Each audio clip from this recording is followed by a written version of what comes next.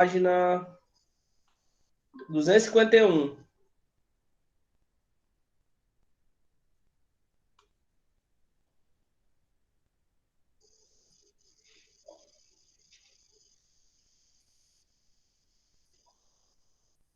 Página 251, questão 4. Foi o que a gente parou ontem. Ou na última aula de física, tá? Vamos lá. Uma amostra de 128 gramas de um rádio sofreu desintegração até sobrar 2 gramas. O que é desintegrar? É dividir ao meio, pela metade. Então vamos lá. Se a gente pegar a primeira desintegração desse radioisótopo, 128, dividindo pela metade dá 64. Deixa eu botar aqui no chat. Boa, Ítalo. Então, 128 dividindo pela metade, nós vamos ter 64. A primeira desintegração.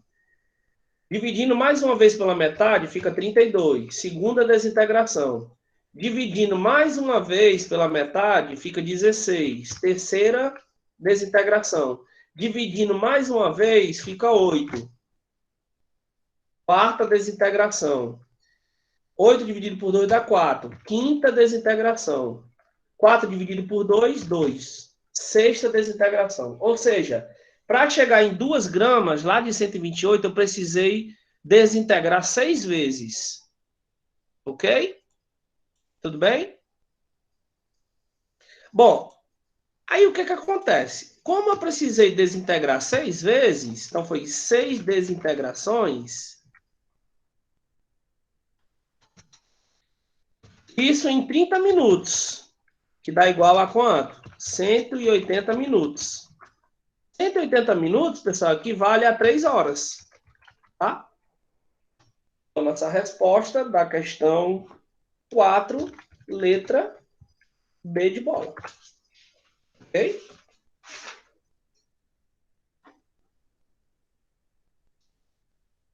B de bola. Bom, na questão 5, ele quer que a gente ache os valores de Z e Y. Tá? Os valores de Z e Y a gente vai encontrar assim. O de Y a gente encontra em cima e o de Z a gente encontra embaixo. Vocês estão vendo aí que na questão 5 nós temos uma partícula alfa que não tem nenhum valor. Mas a gente sabe que a alfa ela tem 4 e 2. 4 de massa, que é a parte de cima, e 2 é o número atômico, que é a parte de baixo. Então vamos encontrar o valor do Y. Y vai ser igual a 228 menos 4.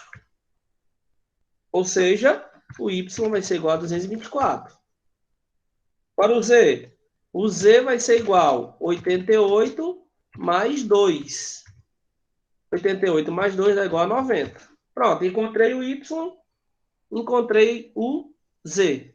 Y 224, Z igual a 90, resposta letra C. Certo?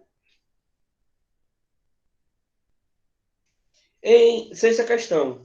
Em 1902, Rutherford e Soldi descobriram a ocorrência de transmutação radioativa investigando o processo espontâneo. Aí ele deu aí o rádio 226, RN 222,86 mais X. A partícula X corresponde ao quê? Bom, gente, a partícula X está junto de um elemento radioativo. Então, o que eu preciso para poder mexer nessa partícula radioativa? Eu preciso de um núcleo, né? Fissão e, na verdade, um núcleo de hélio, né? Porque o hélio seria um gás ideal para poder a gente combater a partícula radioativa. Então, a resposta da questão 6, letra A. Sétima questão. A ilustração a seguir representa o experimento proposto por Rutherford, o qual culminou na descoberta do tipo de radiação, né? Na imagem, podemos observar as trajetórias descritas pelas partículas alfa e beta e pelo raio gama de um campo eletromagnético, região positiva ou uma região negativa. Assim, com base nessas informações, qual das alternativas a seguir está correta? Letra A. De todas as radiações, aquela que apresenta o menor poder de penetração em uma certa matéria é a radiação beta? Não, gente. A gente viu que o menor poder de penetração é a alfa, então não pode ser a A. B. A radiação gama é uma onda eletromagnética, logo, não possui carga elétrica positiva nem negativa? Isso.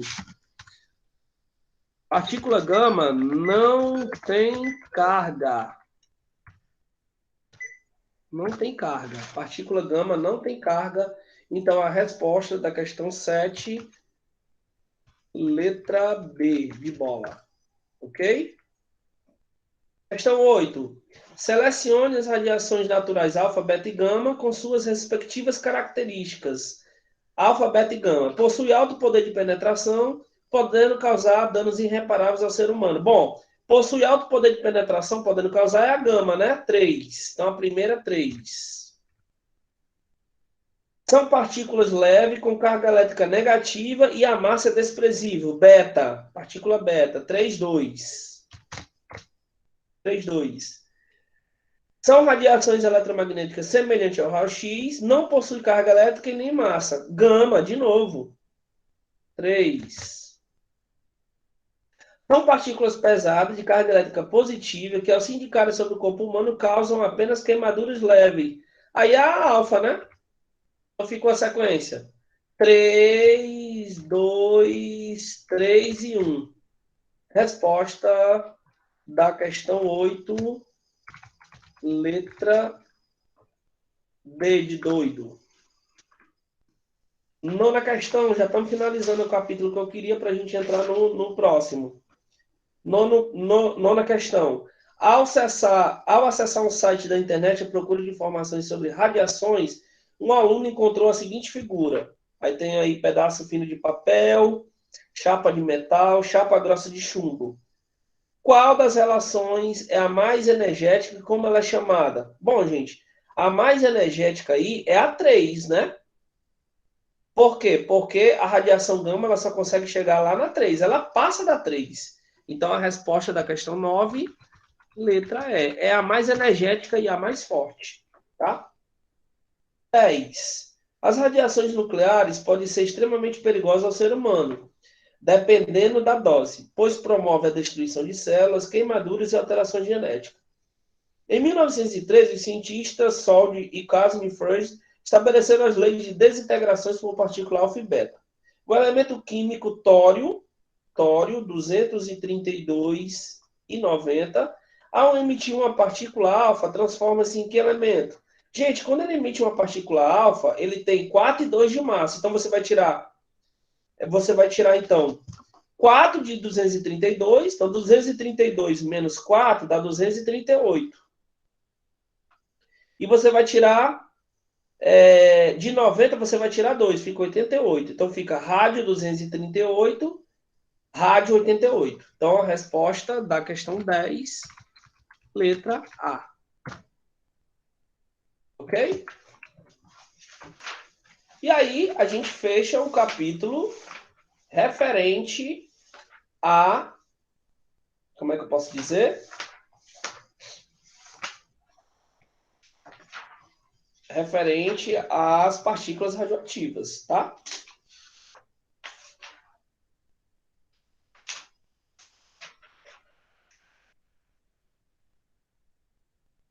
A gente iniciou, já estamos praticamente aqui também bem avançado na questão da óptica, né? Deixa eu só ver aqui onde eu parei. Eu vou pedir para os senhores abrir aí para a gente poder... Bom, já achei aqui onde a gente parou. A gente parou na página 296. Abram aí, pessoal, para a gente continuar a óptica. É aquela parte ali da radioatividade é na química. A gente fechou, né? Química fechadozinho o conteúdo, só está faltando fechar a física. A gente fecha a física de hoje para amanhã. Tá beleza? Sem nenhum problema. Vamos lá.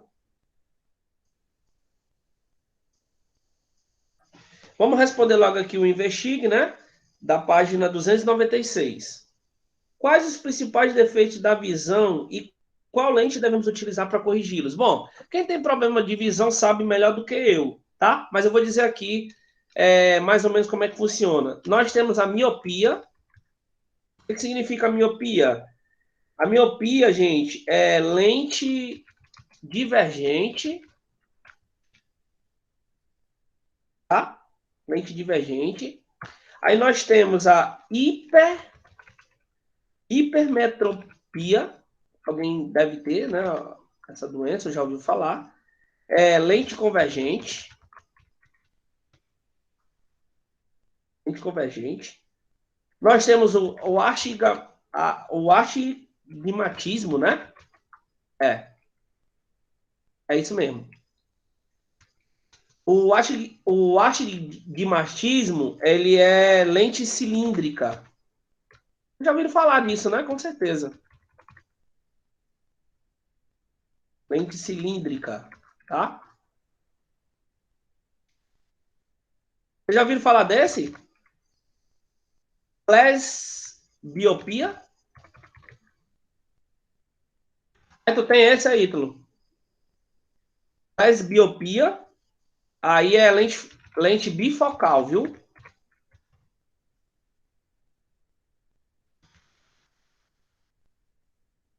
Eita, Ítalo. Logo os dois. Ainda bem que. Ah, não, mas o astigmatismo é lente cilíndrica, né? E a miopia é lente divergente. E nós temos o estrabismo. Ouviu falar também desse? O estrabismo é lentes prismáticas.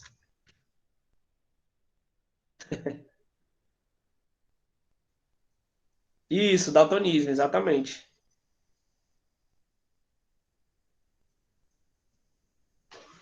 Ok, vamos para os prismas. Prismas, por definição, prisma óptico é todo meio homogêneo e transparente, limitado por duas faces não paralelas. Mas por que o estudo desse objeto é importante para a óptica?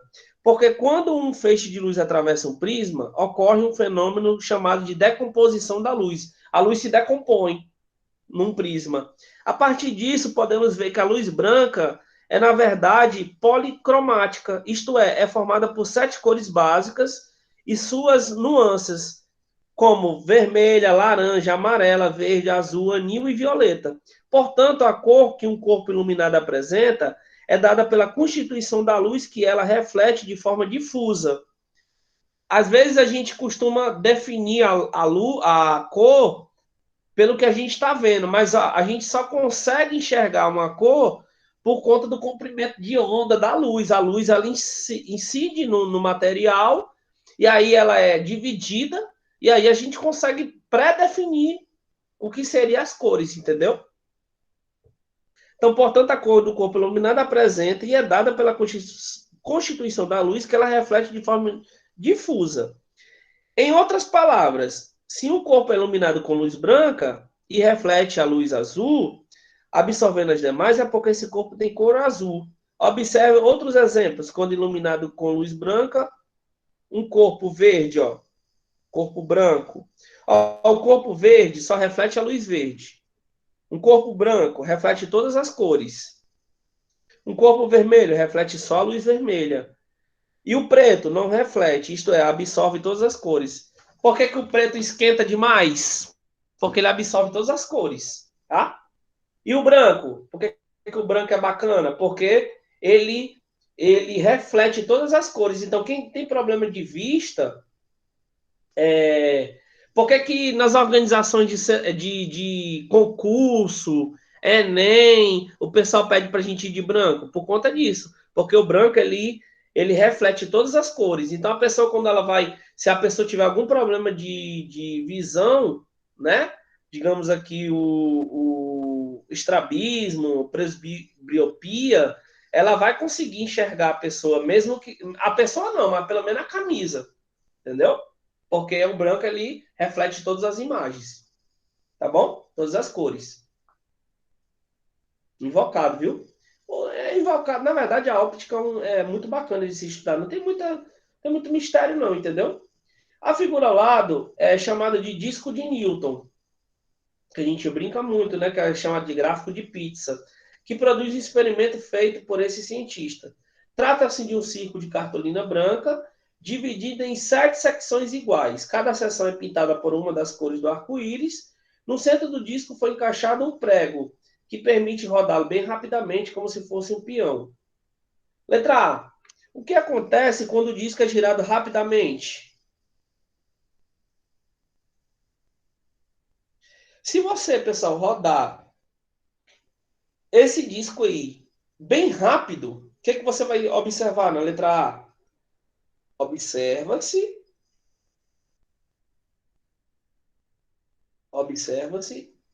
e a imagem refletida vai ser branca. Vocês sabiam? Que interessante, professor. Por que a imagem refletida vai ser branca? Porque todas as cores, porque o branco ele reflete todas as cores. Então, quando você girar ele com uma velocidade bem alta, bem rápida, ele vai gerar uma imagem branca pela sua visão, certo? B. O que Newton queria mostrar com um experimento desse tipo? Bom, ele quis provar que a luz do Sol é branca e que essa cor resulta da combinação, resulta na combinação de 7 outras cores. No caso, as cores que já foram faladas, né? Foi isso que ele quis mostrar. Naquela época, o Isaac Newton já tinha pensado nisso, né? Só não sabia que o fenômeno era provado por lentes de prisma na óptica, né? Mas naquela época ele já se estudou isso e já trabalhou com isso. Bom, outros efeitos da refração ou reflexão da luz são o arco-íris e as miragens, né? Um dos mais bonitos fenômenos naturais, facilmente observável por todos nós, é o arco-íris. Ele nada mais é do que um fenômeno de ilusão óptica. Vocês sabiam? Resultante da incidência da luz solar branca sobre gotas de água. O que a gente vê o arco-íris, pessoal? É o raio solar com as gotículas de água. É só isso, tá? Mas não deixa de ser uma ilusão óptica. É uma ilusão óptica porque é um fenômeno que não ocorre eventualmente. É um fenômeno que ocorre dependendo da condição. Sol e gotículas de água. Senão não acontece. Tá bom? E quando você está na praia, em dias ensolarados, e vê a paisagem trêmula à sua frente, quem nunca viu isso aqui, né? Às vezes a gente vê isso aqui tranquilamente. Essa sensação é a mesma que origina a formação de miragens no deserto ou nas estradas. Fica tipo aquele mormaçozão branco assim, né? Levantando. Bom, para compreender as miragens, precisamos nos lembrar de como a nossa vida funciona. Ó, somos capazes de enxergar os objetos que emitem luz ou os que a refletem para nós. Então a gente enxerga um objeto por conta da luz. Se você tirar a luz, você não enxerga mais. Certo? Se tivesse isso, é porque tá quente, meu amigo. Hã?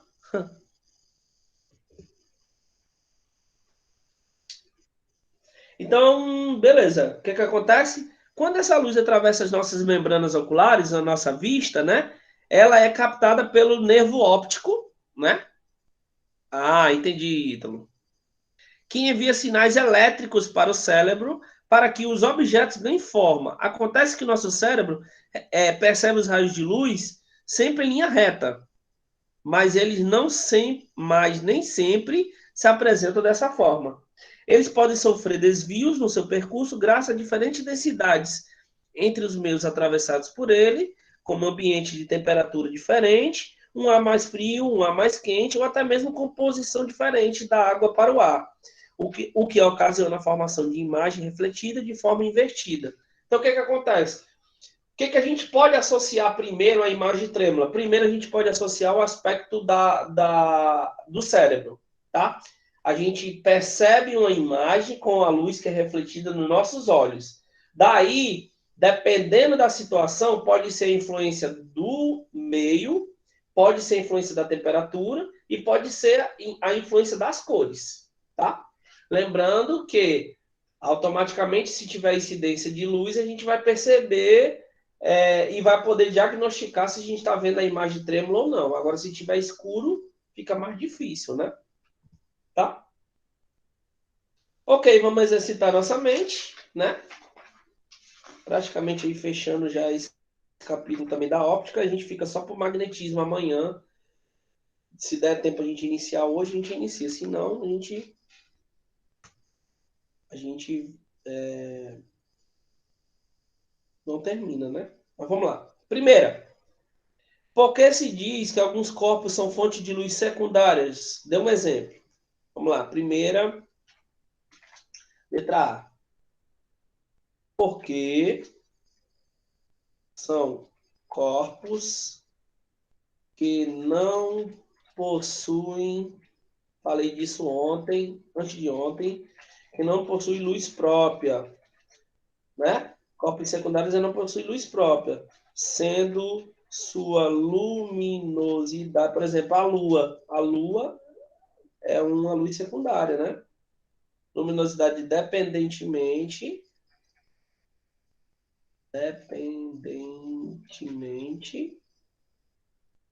não, vou botar dependentemente não, vou botar dependente de outra fonte de luz. Exemplo, a Lua, né? Certo? Segunda, quais são os tipos de corpo que a luz pode atravessar? A gente viu ontem. A gente viu antes de ontem, desculpa. Ela pode atravessar os corpos transparentes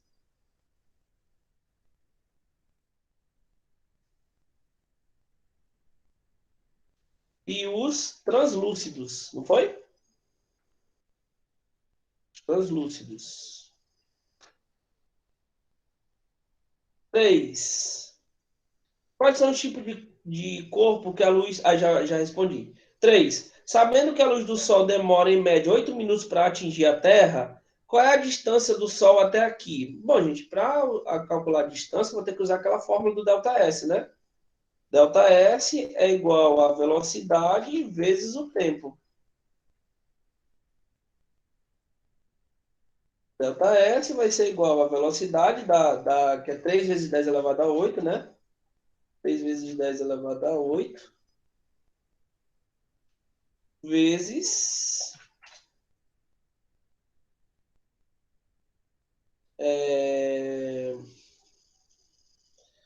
480. 480, pessoal, é o tempo que demora, né? Porque eu tive que transformar para segundos aí. 8 minutos para segundos, tá? E aí vai ficar... O meu espaço para chegar aqui na Terra vai ser 1,44 vezes 10 elevado a 11. Eu andei 2 casas. 11 quilômetros. Demora isso aí. 1,4 vezes 10 elevado a 11 quilômetros para chegar na Terra, certo? A distância, né? Quarta questão. Um raio de luz incide sobre a superfície espelhada horizontal, fazendo com que a normal, um ângulo de 35 graus, Qual será o ângulo de raio refletido? Formará com a normal. Pessoal, a gente viu ontem, ou antes de ontem, desculpa, que o raio incidente é igual ao raio refletido, não foi? Então, se o raio incidente é 35, o raio refletido também vai ser 35. A resposta da quarta questão, 35 graus. É o mesmo raio. Mesmo grau, né? Quinta questão. Quais são os fenômenos que podem acontecer devido à incidência de luz em uma superfície? Bom, a gente viu antes de ontem também. Fenômeno que tem a incidência de luz é a reflexão. a difusão, a refração e a absorção.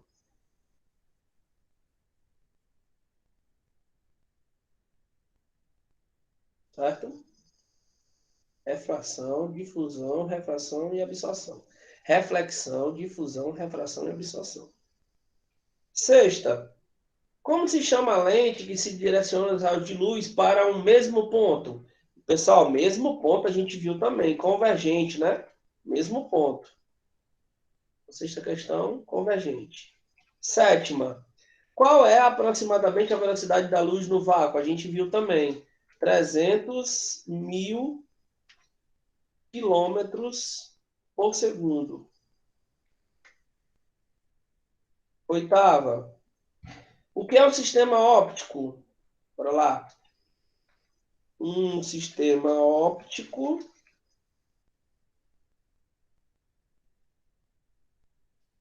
é onde ocorrem um ou mais fenômenos ópticos.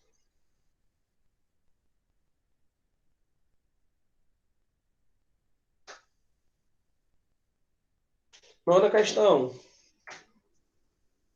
Quais são as características da imagem de um espelho plano? Nós vimos antes de ontem também. Nós temos a imagem virtual, nós temos a imagem igual e nós temos a imagem direta. Três tipos de imagem aí dentro do espelho plano. 10. De que cor é um corpo que, uma vez recebendo luz branca, não reflete nenhuma outra? Qual é o corpo que não reflete nenhuma luz? Preta. Cor preta. Certo? O preto não reflete nenhuma luz. 11. O que é um prisma e qual a sua importância para estudos da óptica? Vamos lá. O prisma óptico é todo meio homogêneo,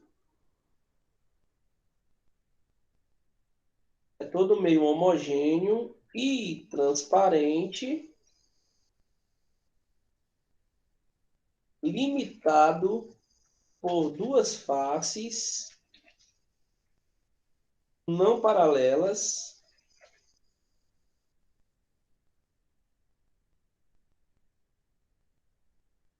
Ele permite perceber a decomposição da luz. A gente viu, né, que o prisma ele decompõe a luz. Última pergunta, questão 12. O que diz o princípio da independência dos raios de luz? Vamos lá. Esse princípio diz que um raio de luz, ao cruzar com outro, não interfere na sua propagação. Ok? Pronto, eu não vou ler essa parte aqui, mas ainda tem atividade ainda aqui para a gente resolver. Ciência prática, né? Vamos fechar pelo menos a atividade toda para a gente ficar só com a aula do magnetismo amanhã, tá bom?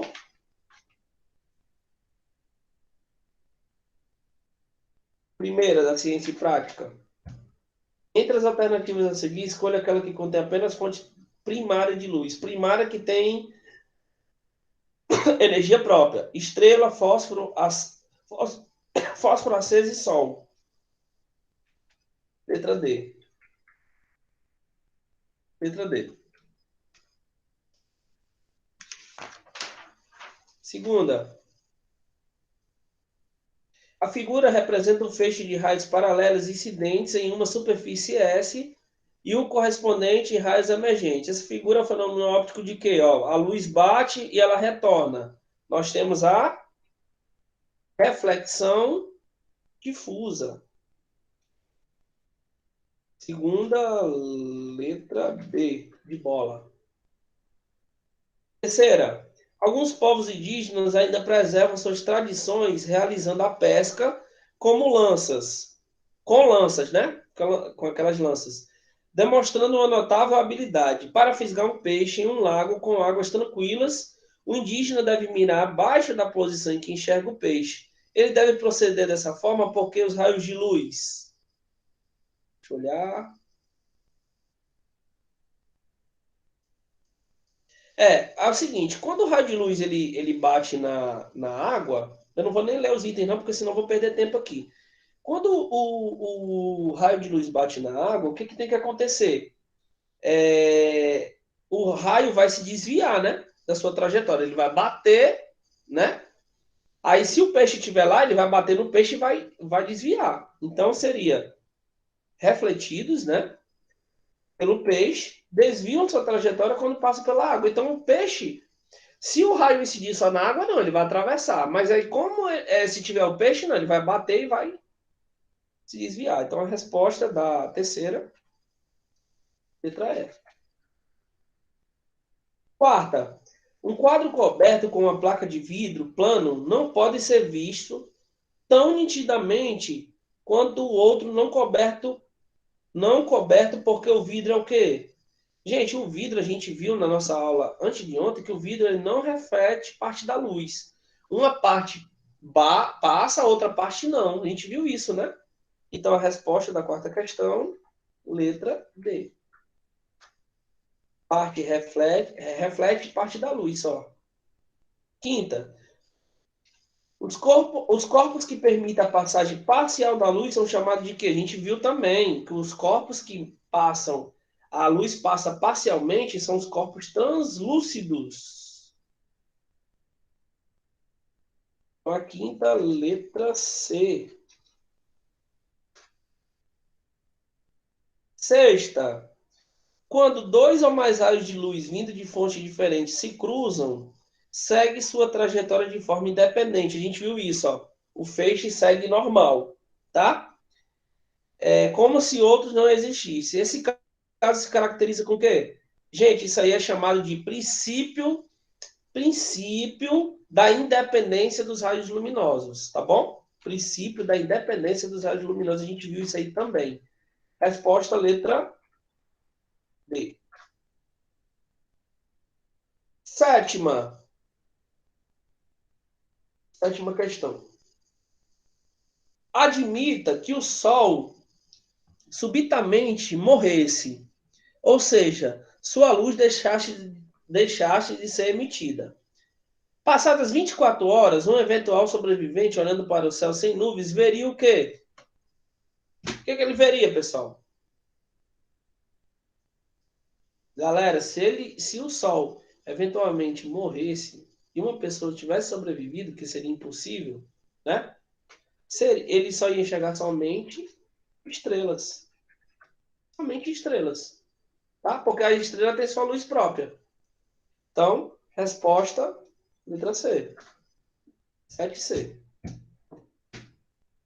8. Na formação das imagens da retina da visão humana, tendo em vista uma pessoa com boa saúde visual, o cristalino funciona como uma lente. Uma pessoa normal, né? Uma lente convergente. Vamos lá, o que a pessoa normal enxerga? A pessoa sem defeito assim na vista, né? Ela vai ver uma imagem convergente, imagem real, imagem invertida e imagem diminuída, tá bom? Resposta letra A. Isso, só que muito mais visível, exatamente, Ítalo. Nona questão. Ao observar o asfalto em dias quentes, podemos perceber a formação de imagens que apresentam poças d'água. Já vi muito isso, né? A gente que dirige aí, vai andando na estrada, a gente sabe. Marca a alternativa que apresenta o nome dado a esse evento, o fenômeno óptico envolvido na sua ocorrência. A gente viu que esse fenômeno é chamado de miragem, né? E isso se dá por conta da reflexão da luz. Então, Nona questão, letra A. Repetiu o 9 duas vezes ali. 10ª e última. Dos raios de luz que se propagam em meio homogêneo e transparente, interceptam-se em certo ponto. A partir desse ponto, pode-se afirmar que, gente, eles continuam ou não continuam se propagando na mesma direção? Sim. A gente acabou de falar, a gente acabou de resolver uma questão que é o princípio da independência. A luz, uma não depende da outra, tá? Então, 10ª questão, letra C. Ok? Bom, como não dá para a gente iniciar o magnetismo hoje, né, por conta do tempo, mas o capítulo é bem pequenininho, eu vou fazer um pré-resumo do magnetismo, capítulo muito pequeno do magnetismo, amanhã a gente conclui ele, vê o que é mais importante, aí a gente conclui ele, tá certo? E aí a gente vai para a revisão na outra semana. Então é importante que os senhores e as senhoras não faltem a aula de revisão, né? Para a gente poder fechar o capítulo do magnetismo, que é bem pequenininho, o nosso último capítulo do livro, tá? Então amanhã não faltem, tá bom? Amanhã é o dia primordial e a semana que vem também para a gente fazer a revisão para a prova e ficar tudo tranquilo, tudo bem aproveitado, tá bom? Coloque aí o número de vocês, tá? Para a gente fechar. Não, próxima semana não é prova, não. Próxima semana é revisão.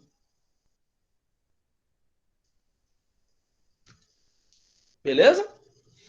Um abraço. Tchau. Beijo, beijo, beijo. Até amanhã. Não faltem. Cheiro. Tchau.